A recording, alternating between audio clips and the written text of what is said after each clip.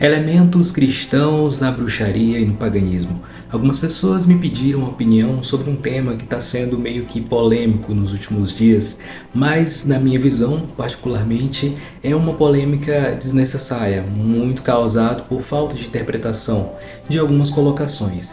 Em primeiro lugar, acredito que cada um sabe da sua fé, da sua prática, do melhor caminho a se seguir e não cabe a nenhuma pessoa atacar, julgar ou menosprezar a prática de quem quer que seja. Dentro dessa discussão é importante lembrar que nem toda bruxaria é pagã e nem todo paganismo é bruxaria. Temos bruxarias de diferentes vertentes e temos paganismos que não necessariamente são vinculados à bruxaria. A bruxaria é ligada ao paganismo em contextos mais neopagãos, mas nem sempre existiu essa ligação entre bruxaria e paganismo. Então, sim, é possível ter práticas cristãs classificadas como bruxarias, como formas de magia, formas de feitiçaria que utilizam elementos cristãos, a exemplo do culto aos santos, que regem aspectos específicos da vida. Dentro do nosso contexto, do contexto Piaga, nós não utilizamos esses elementos cristãos. Porém, é impossível a gente ficar imune ou alheio à realidade que nos circunda. Vivemos, por exemplo, aqui no Piauí, que é o estado mais católico do Brasil, segundo o IBGE. E nesse contexto, temos que conviver da melhor maneira possível, estabelecendo um diálogo, o respeito, com aqueles de diferentes vertentes religiosas que nos cercam.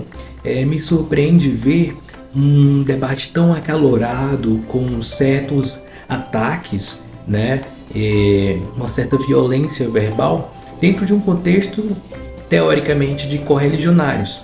Nós podemos conviver, sim, pacificamente com diferentes manifestações, nos opor a essas manifestações sem necessariamente atacar, né, as pessoas. Então acredito que, em primeiro lugar, o diálogo, seja sobre qual tema for, ele exige uma postura de respeito, de cordialidade e de humildade para reconhecer que existem diversos caminhos, que nem sempre o meu caminho vai ser bom ou verdadeiro para outra pessoa, vai ser verdadeiro para mim e para quem está junto comigo nessa jornada.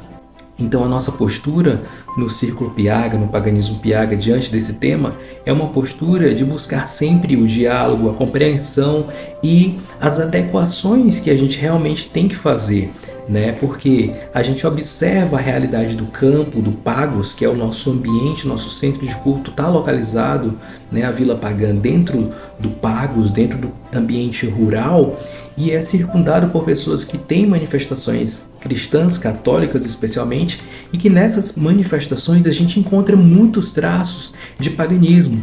O reizado, né, a folia de reis, os caretas, né, a dança do boi-bumbá e vários folguedos que foram incorporados por cristãos são resquícios de tradições pagãs muito antigas, né, e que sobreviveram. Então, está muito misturado, está muito ligado algumas dessas práticas cristãs às práticas pagãs ancestrais, as próprias celebrações, né?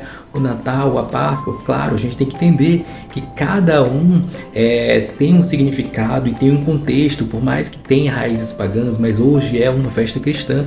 Sim, são festas diferentes, são contextos diferentes, mas eu vou chegar no Natal da minha família e vou brigar com a minha família porque eu sou pagão e o Natal é cristão? Não, ali é um momento para confraternizar.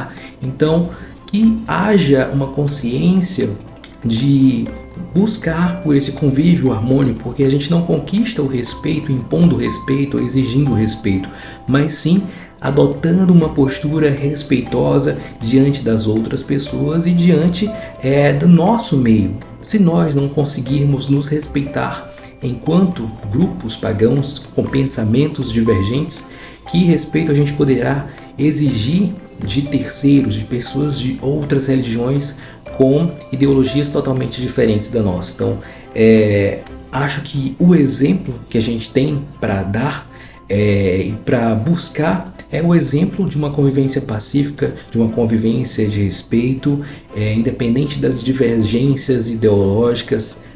Então é isso, seja cristão, ou seja pagão, ou seja bruxo que utiliza elementos cristãos, ou um pagão mais puritano, que busquemos o equilíbrio, o respeito e o convívio harmonioso com os nossos correligionários e com aqueles também que pensam diferentes. E que assim, com essa postura, a gente consiga caminhar realmente com uma maturidade espiritual que é tão necessária para que a gente comece a pensar em outros avanços para o nosso grupo enquanto uma comunidade, né? Um grupo social, buscando soluções de desenvolvimento no meio acadêmico, no meio religioso, no meio da sociedade, em diversos avanços que a gente precisa realmente pensar sobre. Um abraço e bênçãos a todos.